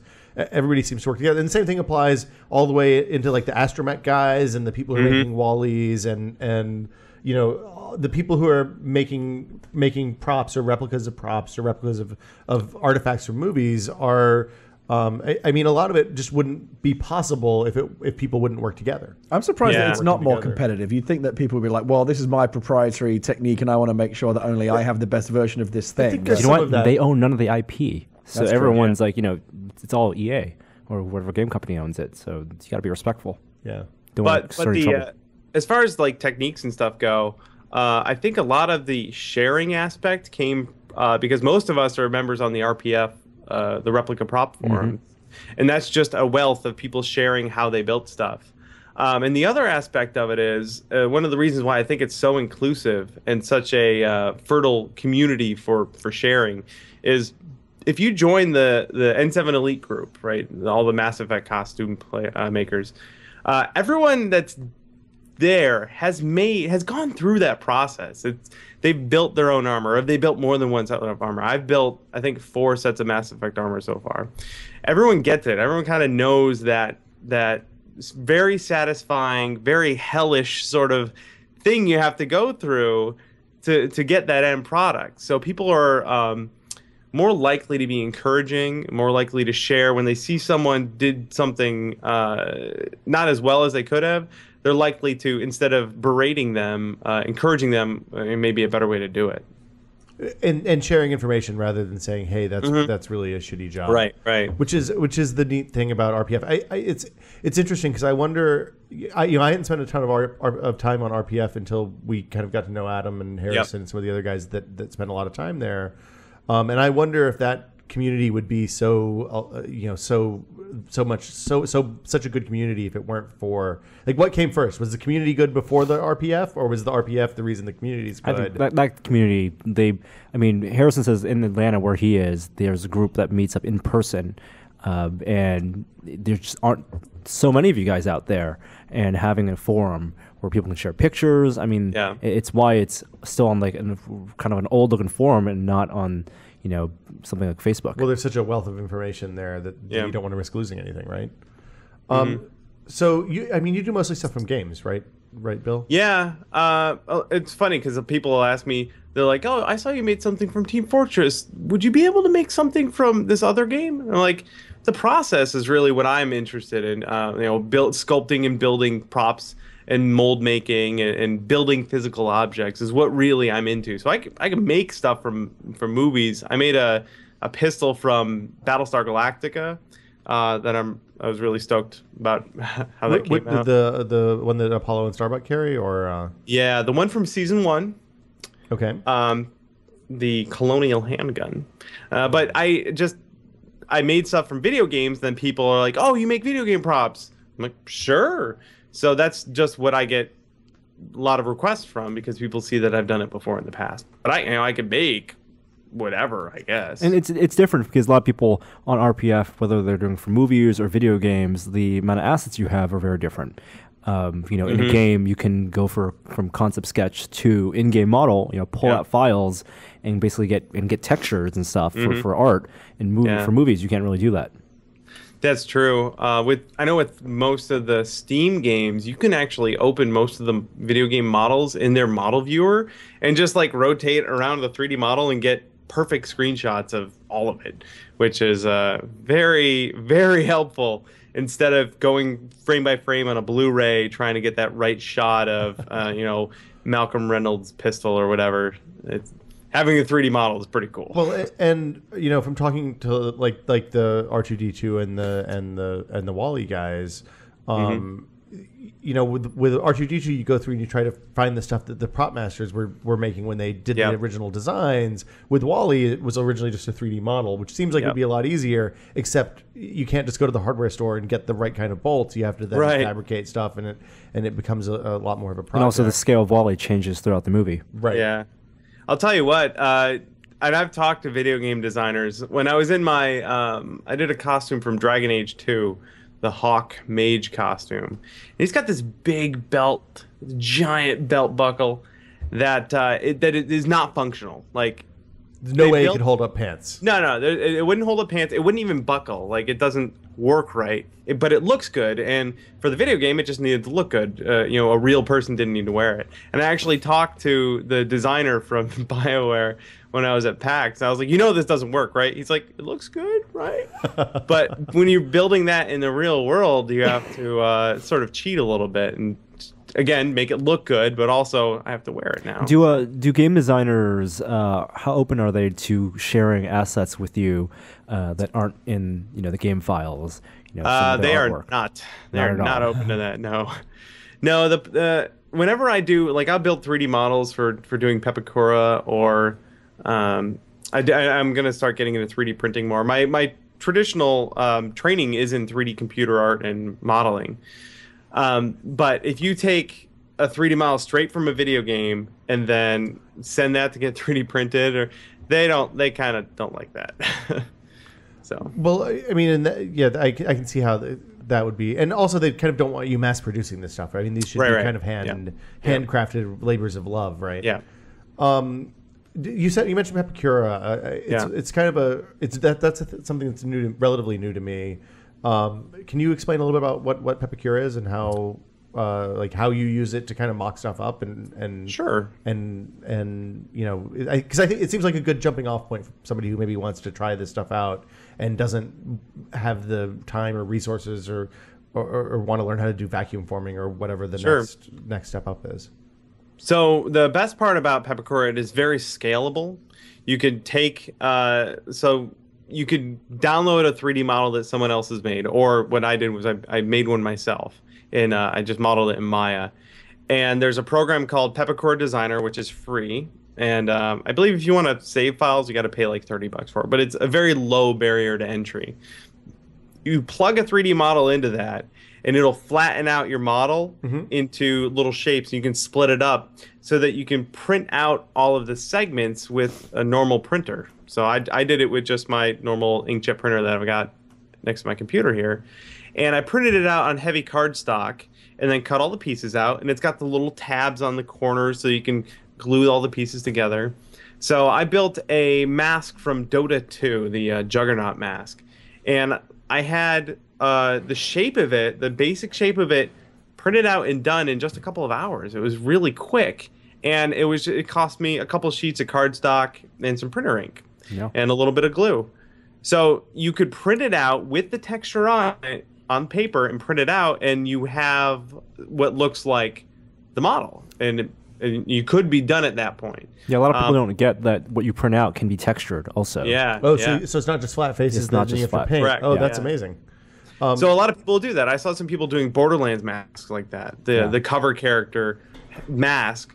They would print it out. Someone has provided those files, and all you have to do is download the files and print them, cut it out, glue it together, and you've got what looks like a pretty good mask. What I'll do then is take that cardstock mask or piece or whatever it is, and I'll cover it in epoxy resin, and then backfill it with fiberglass and fiberglass resin to make a super rigid sort of frame for it, and then fair out all of the faceted faces with Bondo so that I can make a nice smooth organic looking piece, and then paint it like that. So what you end up with is a mask that is very rigid and very durable, and the time investment is very minimal as opposed to sculpting it from clay or something like that. Mm-hmm. And then sculpting with Bondo, I mean, that is the next step after you get with the Pepakura stuff, and that's when you can have a lot of fun with the... Yeah. Bondo, I'd use a lot of Bondo. I wear a respirator almost all day, every day, because it's very toxic, but I do a lot of stuff with Bondo. What's the most complex or involved or challenging thing that you've made so far? I mean, the N7 armor is a pretty big deal, right? Yeah, that one was up there. I built armor for Veronica Belmont for Dragon Con. That was great. Yeah, it looked fantastic. The pictures were really good. Cool. That was the armor on that was a lot less geometric than the N7 armor. So I used the EVA foam floor mats to build that. And I did for the Mass Effect armor and for the Demon Hunter armor that I did for Veronica. And explain, and that's a tip that Harrison actually gave. When you're building the Mass Effect armor, the texture of the armor is you don't have to actually mold that yourself. There is foam, like floor foam or something, that you can buy sheets of it and cut that, and it has a kind of like metal texture, except it's soft. Yeah, it simulates carbon fiber very well. And one side of the foam is textured and the other side is smooth. So for the Demon Hunter armor, I used the smooth side. The challenge there was getting slightly more organic armor-looking shapes out of that foam, and I ended up doing some pretty unnatural things with the foam to get it to sort of bend into that shape. But I made it happen. Awesome. How many pieces are in the Mass Effect armor usually? I mean, it seems like it's a pretty involved chunk of... Like there's a lot of bits and pieces moving around there, right? Yep, you got your boots, you got your thighs, torso. The torso is very involved. You got front and back. I mean, is it like buckles together, kind of, or the torso? The way I did mine was there's a seam down the shoulders and down the sides, and they Velcro together. I can take them apart for transport because I got to move it around and ship it to a convention and everything. But then they got the big shoulders. Those are usually separate. Gloves and vambraces. And a helmet. I don't like wearing helmets, but a lot of people are way into their helmets. Yeah, the helmet is a little scary on the con floors because it really shifts your vision, I think, right? Yeah, my wife did a Phantom for Mass Effect 3 for a Dragon Con, yeah. And she actually, she went to school with me for 3D computer art, and she modeled her helmet completely in Maya and had it 3D printed at Shapeways. Oh, wow. It was, for A, very expensive, and B, awesome. They shipped her a Mass Effect helmet. It was nearly done. That's amazing. Did it come in color? Did she have to paint it, or was it? She had to. It's kind of porous the way it ends up showing up. So she had to prime it and fill it and sand it a whole lot and then paint it. There was. Oh, sorry. Did she do the laser sintering one, or the which? Do you remember which kind she used? I don't remember specifically, no. But it was really cool. And when that thing showed up, I was sold. I'm like, if I need to make a helmet, I'm doing it that way. Well, yeah, talking to Harrison when he talks about making helmets, it's a bunch of molding and sculpting and carving. He's the helmet guy, too, His Daft Punk helmets were rad. Yes. I got to wear his Daft Punk helmet at Dragon Con last year. It was kind of cool. Yeah, you feel like a completely different person wearing a Daft Punk helmet. Yeah, you do. I think that's why people wear helmets. I mostly don't for technical reasons because you sweat your face off and you can't see when you're wearing one. You gotta put a couple fans in there. My wife did that with hers. She put one fan at the chin pointing at her face, and it was not enough. Oh. So usually at least 2 pretty burly fans to keep your face cool. Yeah, it seems awfully sweaty for a place that's already pretty sweaty. Yes, very sweaty. What are the hot trends in armor and cosplay and weapons? Like what are you building right now? Like where are your commissions coming from? What do people want right now? Skyrim is still pretty hot right now. I'm building it's called Keening. It's a dagger that's got like a gem for a blade, and it's all bronze and metal. And I'm gonna cold cast the pieces for that, where you put it's plastic resin, but you put metal powder in it, and then you can buff it like it's metal, so you don't have to paint it. It's really, really cool. So I've got that. Let's just looking at my list here. I've got some stuff from mostly Mass Effect. I've got it. People are like, "Oh, you're the Mass Effect guy, right?" I'm like, "Well, I can make whatever you want." People are like, "Well, how about a Mass Effect gun?" Okay, I'll make another Mass Effect gun. So Mass Effect and Skyrim are still pretty hot right now. What are the more popular Mass Effect guns? Because there's a pretty wide range of them, right? But the pistols are always popular. Well, I like the pistols because, like, personally, I like the whole gunslinger pistol thing. But people really like the M8 Avenger, the assault rifle. I think Mass Effect 2, maybe that might have been when it showed up. But people love that gun. Several people have done that. And Project Triforce was actually licensed to do a run of those that were really, really good. Yeah, I saw some of those at New York Comic Con. Yeah. The M8 Avenger rifle, their version of that looked pretty sweet. Mm-hmm. They also did the Predator pistol. I got to play with one. It was really cool. How do the things that they make compare to what you do? They are a similar level of detail. They cast it in something called polystone, which is kind of like sand imbued with super glue, kind of. I've never done it before, but it's heavier. It's really heavy, but it's for casting lots of stuff. Apparently, that's better. It preserves the mold more? Maybe, I don't know. But I do, and I've got, again, for people who can see me on video, my molds are built out of silicone. And silicone. Wow. I wish you could see that. It's so it's a silicone mold of, looks like a Paladin, right?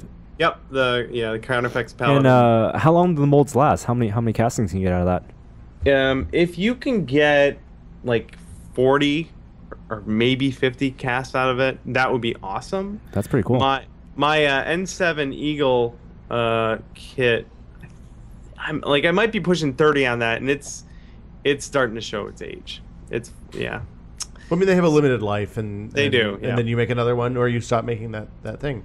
Yeah, exactly. I have I did a Protoss pylon, like a little lamp. Ooh. Yeah. I've seen that's pretty cool. Norm's interested. Need more pylons. Yes. Must construct additional. I must construct it. There's two jokes in one there. Yeah. So we should talk about you were kind enough to make a Paladin pistol for us to auction. Yeah, no, off. this is pretty cool. It's very cool. This is no longer just theory. We have the real. Well, we don't. Shit here. It's in the mail. Oh, it's not here? Hopefully, it's in the mail. Yeah. Oh my God! We don't have it? No, we have pictures.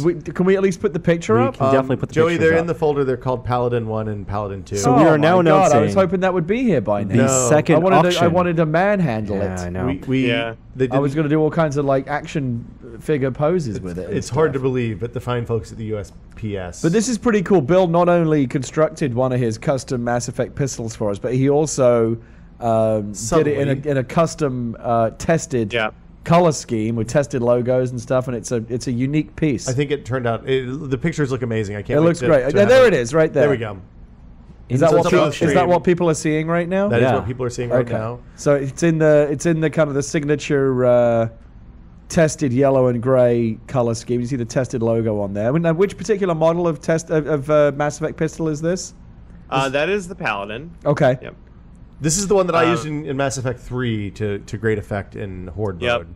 That's the one that's the same one I used throughout most of the game, because you can stasis someone and then slowly move your aiming reticle, because I'm terrible at aiming, and then smash them in the face. So it's a high damage, low rate of fire, as I recall, right? Let's let the people watching right now know that this is up for auction right now.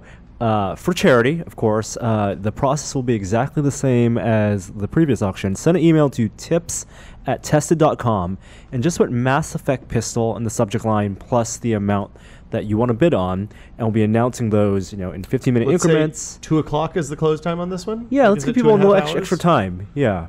For this one, because I feel a little bad putting nice. this up in the wee hours of the morning, so I'm going to put it up on Twitter too, in case people want to. Absolutely. And I would say, let people know, unless you're bidding, in which case probably you should let people know. Awesome.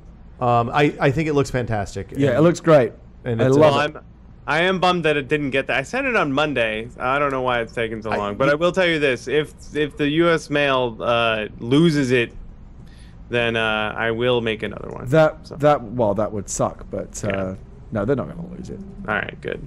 And I will say this too, Gary, that I believe you asked me to do something for the thing at New York Comic Con less than 2 weeks ago, and I built it. It was. When you said to me, "Hey, I can't actually make it in person, but how about if I make you a gun in time?" I was like, "But the thing is only like 2 weeks away." Oh, no problem, I can do it. And in fact, you totally delivered, except the U.S. Postal Service didn't. Yeah, jerks.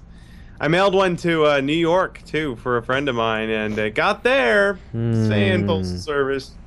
Yeah, I don't know what's going on. Maybe there's some postal worker walking around with a custom Predator pistol right now. That would Paladin pistol. That would not be cool. Bill, are you at a point where, for this model, for example, I don't know how many you've built so far, but you're at a point where most of the time constructing it is in the casting, or is it in the painting and the weathering? Well, I'll tell you what. Usually what I do when I get a new commission on something like this is I'll build the master and make a mold of it. Mm-hmm. And for the first commissioner, I paint it and sell it to them. And but from then on, what I do is I'll just sell blank kits. The casting time on my end is much much lower than sanding and painting it, and then the cost is much lower, and I can build more of them. Do you do? I'm sorry. Do you do runs on Junkyard and RPF? I haven't yet actually, but I think that the Carnifex model, pretty soon I am going to do a run on the Junkyard for that one. And so to explain, what's the difference between like a cast kit, as opposed to a finished product? So what a lot of people on the RPF will do is they will build something and post finished photos of it, so you know what it would look like finished. Yeah. Then offer to do a run of kits.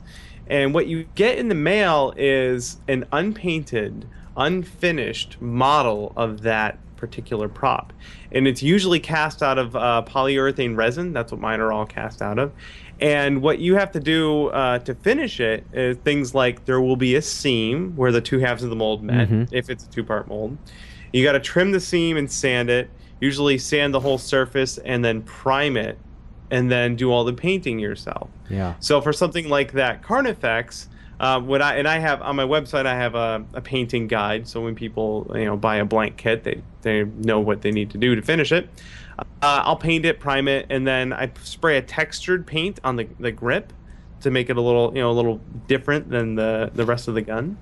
And then I'll mask off different parts of it, and I have an airbrush, and I'll paint the different colors and everything. And then I'll go in with decals and paint all the nice details, and the text and the lettering and all that gets painted with stencils.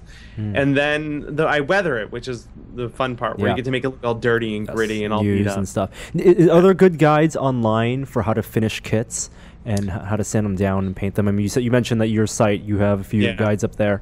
Yep.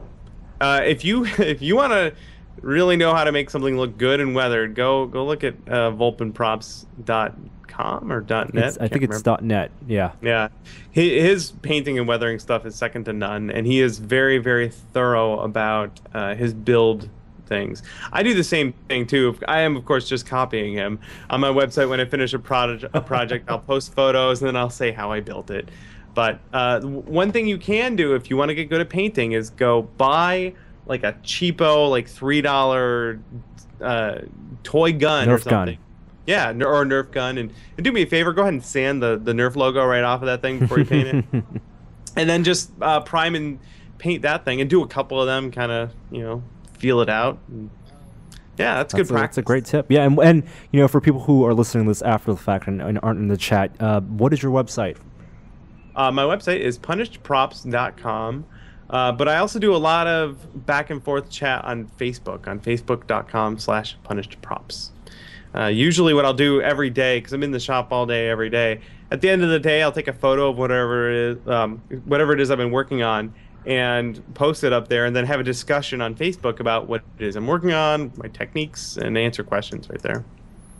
Yeah, well, it looks like your site is getting slammed right now. Yeah, apparently we've crashed your site a couple of times already now, so that's probably a good sign. Is this kind of stuff affordable? Like, if somebody wanted to buy a full set of like Mass Effect armor from you, I mean, what's that going to run someone? Is this a luxury item, or is this for the masses, or what? Well, I'll tell you this: it's definitely going to be a costume you wear more than once. You'll want to. I know that the going rate for like a default set of Mass Effect armor is somewhere in the range of like $700 to like $1,200 for like the base model. You don't want to get the base model. You want to get something really cool, so that it sort of goes up from there. Well, what's the difference between the base model and like the top of the line? Oh, well, I'll tell you what. There's a guy that did really good template files from the Mass Effect 2 default N7 armor. So that's what most people build when they build armor, because the templates make it not easy. It's still very time consuming, but your starting off point is much, much further down the road than if you were to do it from scratch. My Defender armor, there were no templates for that. No one else had built that one before. So what I did was I built a plaster cast of my torso, and I kind of drew templates right on my torso and built it out from there. So it's obviously a very more time-intensive project and more detailed than the default armor. So, that's where the cost comes from. And the set of the Defender armor that I saw you in at Comic-Con, which looked great. Oftentimes you think these things look great in pictures, but in reality it might look a bit shitty, to the naked eye, but it actually looks great. And the full version of it like has the lights, and it's pretty amazing. I mean, the thing about if you've ever been to Comic-Con or Dragon Con or seen people walking around in costume, and then you've gone to prop shows and museums, like the actual Star Wars props that they used in the movies when they took them on tour and they were at the National Air and Space Museums looked so much worse than the dudes walking around Comic-Con in homemade Stormtrooper armor, Boba Fett armor. Yeah. Because like those guys you look at from 2 feet away, and the props you see on the movie, and they're people 2 inches tall. So yeah, I've said this many times, but oftentimes when you see real movie props or stand on a real movie set, the stuff looks kind of shitty to the naked eye, because it's amazing what film lighting can do to make something look better than it really is. And sometimes you only catch very quick glimpses of it, and you see a real prop and you're like, oh, that doesn't look as good as it did in the movie. But the stuff that like what Bill makes, and to I guess a similar extent, the stuff that you buy from like Sideshow Collectibles or whatever, like those kind of really expensive hero props, have to actually look better than the thing that they're based on, because they have to withstand a much closer level of scrutiny. Yeah. People are going to pick that thing up and really stare at it up close. So our high bid right now on the Mass Effect pistol is $555. Wow, we're up to a good good start. Paladin, so we're up to a huge start. And we're going to run until 2. So Josh says if he falls asleep, he'll pay in the morning. He's good for it, he promises. But if you want to go higher than $555, send an email. Guys. I think we'll easily beat that. An email to tips@tested.com. Put with the name Mass of the prop, Effect pistol. Mass Effect pistol, and the price. It has to be more than $555, and we'll keep you updated as the night progresses. It's I'm not terribly competitive, but at last year's Child's Play charity dinner, Harrison's gravity gun went for $21,000. It did, and we talked to one of the guys who was bidding on that, and at that point, it's just so they can have it and. Yeah. Wait, what exactly was the prop that he made? It was the gravity gun from Half-Life. Oh, okay. Yeah. Well, it was a one-off too. One-off. I got to play with it. Yeah. He might. I'm not gonna say anything. Yeah, no. Let's not give away too many secrets. But I will be going back to. It's here in Seattle, so I go there when I can. So I'll be there this year, and I'll put something up there again. See what he does this year. Again. We didn't get to go. There's last someone, year. yeah, it was a weekend that we were booked doing something else. We couldn't come up. Wait, wasn't you talking about the gravity gun or the portal gun? The No, gravity gun. He did a portal gun way Because I remember before. there was a portal gun that sold for a Yeah. lot of money at a child's play auction. The portal gun only made 14,000. Oh, is that all? Yeah. And then the and same that was guy, before NECA started doing this, yeah, their plastic the same ones. guy bought both of them too. Wow. So he was in on the second one. Yeah. The gravity He was gun. gonna get it come hell or high water. You know, have you thought about doing a TF2 turret? I know that's Yeah, you know what? My friend Xander did a really, really good one. If you could look up Z Props or Xander Brandt, he did a really good TF2 portal, or not portal, turret. So if you look that up. And I believe Valve has one. Yeah, the one that Weta did for them is pretty oh amazing. my god, it's Oh, terrible. the portal turret, yeah. Well, they did a TF2 turret for them, and subsequently Yep. also a Yeah. portal turret, Yeah, both both of of which them. were pretty amazing. Yes. The TF2 turret, when you walk into the office, it kind of tracks you, which Yeah. is a Yeah, little unnerving. It uses turret tracking software. It is. It's motion like you detection. don't want to be on the other end of a machine with a gun. And of course, the It's a other lesson. thing, because I didn't even know that he was into this, but the other guy, of course, who loves to build this stuff is our own Adam Savage. Yes. I had no idea, but he's a big enthusiast, and he's made some is. pretty amazing stuff He himself. has, but it's not from video games, just from movies. Right. Yeah, he's into the movie stuff. And kind of a hero for me, kind of up there for as far as heroes go. But yeah, he's super active on the RPF, and he Yes. answers people, and that's really cool. He's on there every day. Yeah, I mean, his Rocketeer stuff, I remember Yeah. thinking that was pretty the amazing. Rocketeer, the ZF-1 from Fifth Element. Right. The And Hellboy even glove. and even stuff that you wouldn't in progress. necessarily think to replicate, but like Jason Bourne's lockbox, the with burn bag. The burn bag Yeah. is just really cool. You know, as you well. can. They're doing a run of the burn bag right now. If you They want sure to, are. if you want to get in on just the bag and Wait, the, who's the trash doing can. that? So people in the RPF, they'll do runs of like some guy's building one, or he's casting one. Hard to find He'll items, generally. whoever wants in, he'll check what the interest is like, and he'll say, sign up. I can make 20 of these or something. Right. And I think right now for like $150 or something, you could get yourself a burn bag. And what exactly are you getting for 150 you get bucks? the perfect replica of the red bag and the garbage bin. You have to fill everything else yourself. Yeah. Yeah, so you collect the other stuff yourself. And more often the runs are for things like hard to find parts for an R2. Like if somebody needs a weird bearing Yep.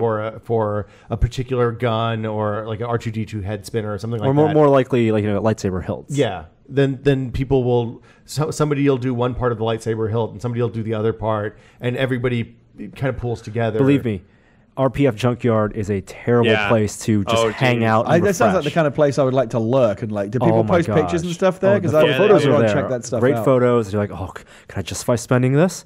Oh no, I can't really do that. Yeah. But I've always I, wanted. After Dread came out, I loved that movie. the Oh, it was really helmet. good. A friend of mine, or not a friend, but a guy that I follow, another prop maker. Yeah. Blue crap. Now it's suddenly failing me, but Blue Realm something. Anyway, he went and made a Dread helmet I don't know, a week after the movie came out. Wow. Blue Realm Studios. If you look them up at least on Facebook, he's doing a run of the helmets. unpainted Yes. Dread helmets, and Just castings. Yeah. I am going to get Oh, a one. dread helmet would be pretty The new cool. Dread helmet, and you always buy like one of those welding visors to go Yeah. plug into the visor. You know what? Part of it. That's an under cosplayed character. Yeah. Judge. Well, now I that think the you movie's need out. more That's Judge gonna Dreads than you do. That's going to be a little expensive to get the helmet, even though it's just a mold. But it's a little more affordable. It's the badge. Yeah. You can Right. get the Yep, badge. yep. Right. Oh, there are people doing custom badges. Custom where badge, you your name Get your name on the badge. Oh, no way. Witta. Yeah. Yeah. Because I Yeah. do like to judge people, as you know. You are Exactly. a well-known judger of people. Very judgy. So, Bill, if people want to get started doing this stuff, I mean, obviously, All sign up for an account on the RPF and Yes. and go start talking to people. Look, as always, you join a new message board. Learn the culture first before you start. Yep. You don't want to be that guy. No, you don't. But then, I mean, what's the next step? The Pepakura stuff is a good next step, you Yep. think? Or Start getting really friendly with EVA foam. Those floor mats, you can make armor for them, but I also know people that will make whole guns from those floor mats. and is it pretty sturdy? That it's well, here's the thing: you can hit someone and it's not gonna hurt them. It's super lightweight. They're not as durable as something like a resin, like urethane resin, like the guns that I cast. But it's insanely cheap. Like you can get a package, go to Harbor Freight, get a package of 4 2-foot floor mats for like $10. Get some get some super glue and just start cutting stuff up and making things. And then if you want to learn how to do like resin casting and stuff like that, I mean, there's obviously safety stuff when you're dealing with epoxy stuff because there's some bad fumes, and you actually do need to get a respirator. Even working with Bondo, you either do that in a super well ventilated area or wear a respirator, or probably both if you're smart. We have now cracked $1,000 bid for the pistol, by the way. Wow. I think we've got a ways to go yet as well. Holy so that's good. cow. Yeah. Okay, so Bill, we're coming up to our last little 10 minutes or so with you, but before we leave you, we do have a tradition here where we like to ask guests to do a Mad Libs with us. Hooray! And we do encourage you to work blue. Okay. By all means, because we usually get better results that way. In the last Mad Lib, for example, on a expedition to the moon, Norm was an expert in cock, and Will was the ship's fluffer. And people seem to enjoy that. it was very colorful. I'm going to give you a choice of Mad Libs from Outer Space or Monster Mad Libs. Oh, I got to go with monsters. Monsters, because that is the Halloween theme. The theme for SteamCon this year is Victorian monsters. And monsters and monster hunters. I went as a monster hunter, actually. I've got my steampunk pistol right here. Is SteamCon going on right now? Yeah. Oh, I wish I known about that. Okay. I would have loved to document it. And don't be afraid. Don't be embarrassed. Should you forget what an adjective is or something, as I often do, just call out and I'm happy to help. Well, my English teacher father would be very disappointed. Okay, okay. Good to know. Don't good fail, to know. Bill. All right, so let's do this. Let's do this real quick. We'll work through it. Okay, first of all, give me a number. Pie. Wow, I can see where this is going to go. Yep. A noun, please. Space pistol. Right, you just so looked around drawing the on your room, own didn't personal you? experience here. Yep. Part of the body. The nasion. What? Ooh, what's the The nasion? part. It's like up the top of your nose, nasal area. All right, I can see how this is going to go. Nasion. You're going to be one of those guys, aren't you? Another noun. Let's see. What do I have here? Ooh, you know what I have? X-Wing fighter. I saw you guys had Hey, one. we have one of those too. Is that the Lego one or is that a real one? It's the Lego one. We have the nice. Lego Good one one. here also. This last year one? Yeah, It's a good kit. I don't remember. Okay. An adjective. Slimy. All right, why not? A noun. What else do I have here? Thor's hammer. This is a very going to Hey, be a was very that from geeky one. that was from RPF, wasn't it? No, I got this at a comic book store. Oh, okay. A type of food. What did I have today? Teriyaki chicken. All right. Yeah, Thor's hammer is Mjolnir, by the way. I knew that. Okay. I have to watching admit, the movie or reading the comic books? I have to admit, when I first saw the Avengers movie, Yes. I didn't know as much about Marvel mythology as I thought I should. So I kind of picked it up as I went along. I was like, oh, no one only seen the he movie can up. only he can lift the hammer because he's Thor. Yep. You I didn't saw know that. I didn't know Avengers- that right off the bat. And then, after the Avengers came out, somebody posted in the forums and said, hey, I want to take a block of steel or aluminum and carve a Mjolnir out of it. And there was a massive thread where people were explaining to him that it would weigh like 600 pounds, even if it was aluminum. But because wouldn't if that it's be a the solid- point? Because it would be realistic that no one could Yeah, lift it but because no one's then Thor. he wouldn't be able to lift it either. He'd have to get a hand But cart that would to feel carry it realistic around. to me. Gary is a very good point. Fair That enough. would be- Very good point. That would be kind of fun to have Mjolnir sitting in your living room and no one no could one lift it. can- Right. None of As, you are as Thor. it should be. Right, you That- just put it in that your to living me room as a way to that- troll that's guests. It's like, this thing is stupid. I can't lift it. Well, you're not Thor. That's accurate. Working as Obviously. intended. And then when you call the movers in, you have to get people from Norway. Yeah, Like you'd have it's to a find a Norwegian guy. moving company. You could maybe find a guy called Thor who could lift Right. it for you. Or Magnus Samuelsson. I bet he could Exactly. do it. A noun. Oh boy. What else do I have here? Xbox controller. Okay, that is. I don't know if this is gonna. Okay. You got to go more. Adjective. Remember, monsters. Oh, Well, it's not so much looking for a theme. We're just looking for often rude words. Help. adjective is creepy. All right. Another noun. Werewolf. Ooh, topical. That's right. Plural noun. Blue-footed boobies. Ooh, it's a bird. Or if you want to shorten it, just boobies. But you're talking about the bird, just to be clear. Oh, obviously. Yes. Holy crap. Okay. A noun. A lot of nouns. I'm Pirate asking for a lot hat. of nouns. A what? Pirate hat. That one over there. Plural noun. Wangs. A lot of noun. Wangs? Wangs, Yeah. okay. All right, and one more noun. Jesus. Yeah, I don't know why this is so noun heavy. This is I don't know. you picked a terrible Mad Lib here, Gary. Well, they designed It a can bad be Mad anything. Lib. It's the world's most popular word game. My noun is Pilsner. Pilsner. Yeah. I don't know about this one. This one, it's going to be very esoteric. It's Mad Just a Lib list of nouns. I know Yeah. it's just noun. I think the good people at Mad Libs. I may have to write them a stern letter. Strongly worded. Take care of this. Fix this situation. This one is called superstitions. When I was a kid, pi years ago, which I guess would be like 3.1459 3.14159 It's a 1. 8. I can do pi to more decimal places than you can. I'm pretty sure. Actually, that's probably not true. No. I can do 3.1415. Norm used to just run them off sitting in the office. 6. Well, I round because I can't go more than 7, but the next one after 6 is high, so I Higher. round it to 7. That's all I That doesn't- remember. So I'm more, yeah, Norm more wins precise. then. Norm wins. Fuck you. When I was a kid, pi years ago, we used to believe in superstitions. Like it's bad luck to open a space pistol in the house. I guess that kind of works. Okay.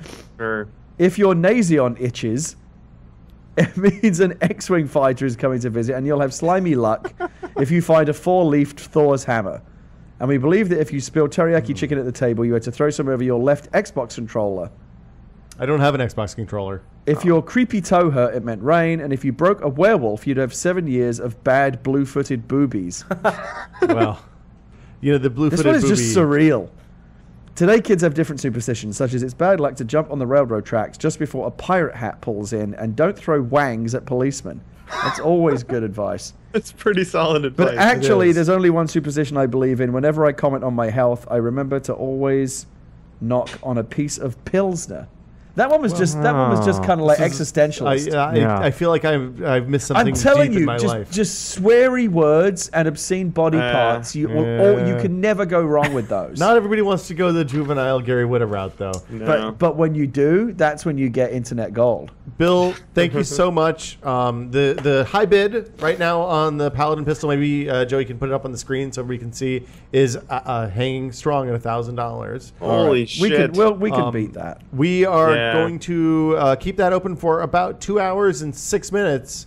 So if you need to go dig some change out of the couch cushions, it is a badass looking pistol. Right now, I wish we had it here. It's in the mail, but we will find something. It's a customized, tested Paladin pistol from Mass Effect 3. Well, thank you guys. that for is really an having me. amazing, custom, unique thing. That is one of An a artifact. kind.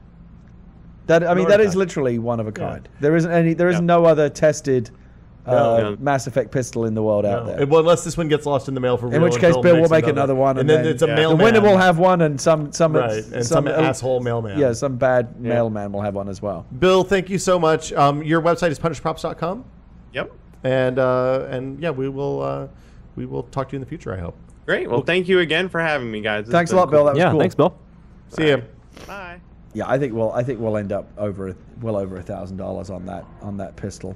All right. So hey, Well, and that means it's time for us to take a quick break. Oh, is it time for a little archive break? We need to archive the audio version and the video versions. We'll be back in just a little bit with more Octobercast.